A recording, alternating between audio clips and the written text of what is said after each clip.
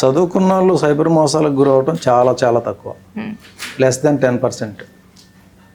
మీరు ఇప్పుడు మన తెలంగాణ సినారియో తీసుకుంటే కనుక 3 కమిషనరేట్ల నుంచి పోయింది రూరల్లో పోయిన దానికి 10 times ఎక్కువ ఉంటుంది.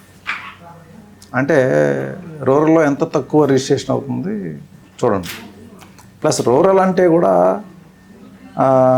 క్రైమ్ అంతా కూడా సిటీస్ లేదు టౌన్స్ అంతే తప్ప విలేజెస్లో ఉండేవాళ్ళు సైబర్ క్రైమ్కి గురవటం అనేది అస్సలే జరగదు.